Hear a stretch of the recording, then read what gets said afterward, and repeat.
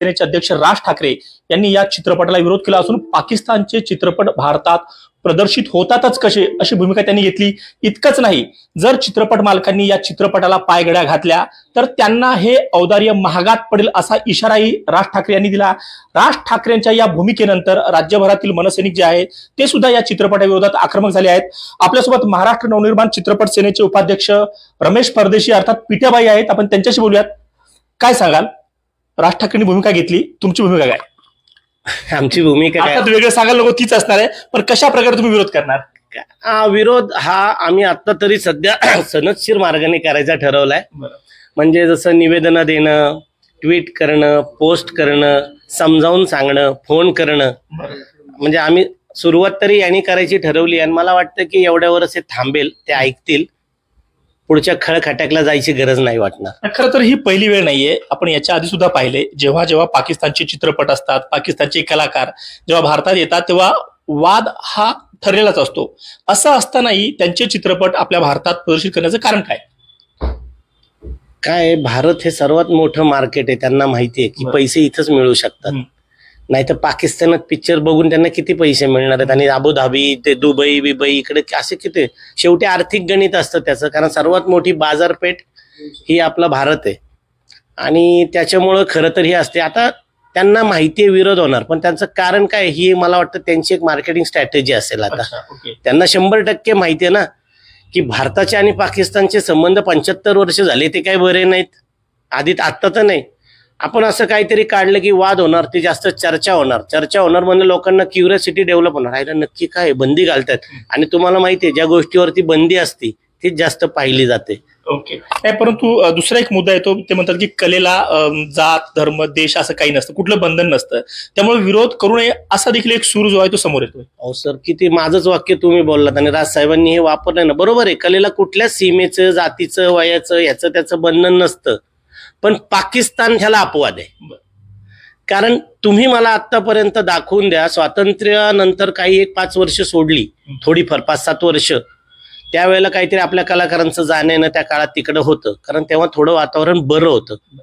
त्यानंतर भारतातल्या कुठल्या कलाकारांसाठी हे त्यांनी पायघड्या घातल्या? नाही तर आज नुसरत फतेह अली खान, राहत फतेह अली खान, फवाद खान, मायरा खान, तो त्यांचा क्रिकेटर जो बाबर आझम नाही, तो ऍक्टर झाला होता नंतर बघा, रीना रायचा नवरा तो हाय जुना, हे अहो यांना जावई असल्यासारखं आपण इथं आणून ठेवले। बरं, त्यांना जी प्रसिद्धी मिळाली ती अमाप प्रसिद्धी, त्या ए दिल है मुश्किल नावाचा सिनेमा काढला जेव्हा त्या करण जोहरनी, अमाप प्रसिद्धी मिळाली त्यांना इथे। आपले लोक प्रॉब्लेम काय माहितीये का, आपले कलाकार किंवा काय फक्त सोयीने बाजू घेतात, ठणकावून सांगत नाही। ठणकावून सांगणारे एकच होत्या ज्या माझ्या माहितीत आहेत, फक्त पाकिस्तानच्या विरोधात बोलणाऱ्या, त्या म्हणजे लता मंगेशकर। कारण लता मंगेशकरांना ज्या वेळेला फाळणी झाली त्यानंतर तिथं सांगितलं होतं की तुम्ही इथे या, त्या एकमेव मला आठवतं, एकमेव की मी त्या देशात येणार नाही। ओके, असं सुद्धा कलाकार, पाकिस्तानी कलाकार या ठिकाणी येतात, काम करतात, मात्र परत तिथे गेल्यानंतर त्यांचा सूर काही भारत विरोधी असतो, असं यापूर्वी अनेक प्रकरणात जाणून आलंय। हो आहेच, फवाद खानची स्टेटमेंट तुम्ही काढा, ती मायरा खान आहे तिचे काढा। आता एक वेब सिरीज मध्ये ना, म्हणजे वेब सिरीज नाही, इरफान खानचा एक सिनेमा आला होता बघ, हिंदी मीडियम, त्याच्यामध्ये त्याच्याबरोबर जी आर्टिस्ट होती ती तर इतकं बोलली होती जाऊन तिथं, वाईट वाईट वाईट।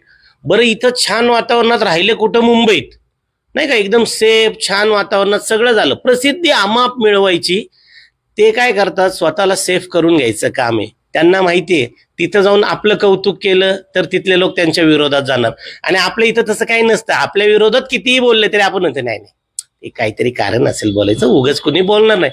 तर असं या फवाद खान यांची जर का स्टेटमेंट काढली तर ही आतापर्यंत कायम आपल्या भारताविरोधीच होती। ओके, इतकं होऊ नये, हा चित्रपट समजा भारतात प्रदर्शित झालाच, चित्रपट मालकांनी त्याला थिएटर दिलेच, तर मनसेची भूमिका काय असते? हे बघा, मनसे तर प्रादेशिक पक्ष आहे, आता तरी तो फक्त महाराष्ट्रापुरता विस्तारलेला आहे, त्यामुळे आम्ही आता विचार जो करू तो महाराष्ट्रात तर 100% होऊन देत नसतो। आणि राहिला प्रश्न हा भारताचा, तर भारत सरकारवर जे बसलंय तर ते याच विचारांचं सरकार आहे की पाकिस्तानचा कुठलाही उदो उदो केला गेला नाही पाहिजे। तसं असतानाही तुम्ही म्हणता, तो मुद्दा काढलाच तर केंद्रात सरकार भाजपचं आहे आणि भाजप आणि पाकिस्तानचं आपण पाहिलं असेल, वेळोवेळी त्यांची भूमिका पाकिस्तानच्या विरोधात भूमिका असते किंवा आक्रमक भूमिका असते. असं असतानाही चित्रपट भारतात प्रदर्शित व्हायला ती परवानगी देतातच कशी? मला त्याच्यात एक गंमत काय वाटते माहितीये का, कदाचित ते जुन्या फॉर्मॅटमध्ये गेले असतील की कला ही 2 देशांना जोडते वगैरे, कलाकार हे 2 देशांना जोडते वगैरे, पण त्यांना माहिती नाहीये कुत्र्याचं शेपूट येते, किती नळीत घालून ठेवलं तरी ते वाकडं होणारच. त्यामुळे त्यांनाही कुठेतरी आशा असेल म्हणून कदाचित हे प्रदर्शनाचं घडत असेल. घडलं तर अजून नाहीये. बहुतेक 2 ऑक्टोबरला मला वाटतं तो काहीतरी सिनेमा रिलीज व्हायचं म्हणतात. गांधी जयंतीला सिनेमा रिलीज करतात पाकिस्तानचा. काय म्हणजे बघा गंमत आहे. आणि अहिंसावादी मनुष्य ज्याचा जन्म त्या दिवशी हिंसा काय तर अशी आंदोलनं करून करायची, ते हे टाळायचंय. राजसाहेबांचंही म्हणणं हेच आहे. आणि थिएटर मालकांना आता विनंती केलीच आहे. आणि थिएटर मालक हे महाराष्ट्रातले तरी ऍटलिस्ट आतापर्यंत विनंतीला मान देतात. आता विनंती केली झालाच तर मनसेचं जुनं रूप पुन्हा दिसेल नव्यानं? 100% दिसणार सर. थिएटरला आतमध्ये नाही, थिएटरच्या बाहेर गेटलाच थांबणार. आतच जायचं नाही, कुठलाच सिनेमा बघायला जायचं नाही मग. आणि खळखट्याची गरजच नाही, आतच जायचं नाही तुम्ही. मग त्याचं जे काही नुकसान होईल ते त्यांनी त्यांचं बेअर करावं. आता आपण पाहू शकता लिजेंड ऑफ मौला जट या पाकिस्तानी अभिनेत्याच्या चित्रपटाला मनसेनं जोरदार विरोध केला आहे. आणि इतकं होऊ नये, जर का हा चित्रपट प्रदर्शित होत असेल तर पुन्हा मनसे तिच्या जुन्या स्वरूपात येईल, खळखट्याक आंदोलन करेल, असा इशारा जो आहे तो स्पष्टपणे या ठिकाणी देण्यात आलाय. पुण्याहून किरण शिंदे, लोकमत.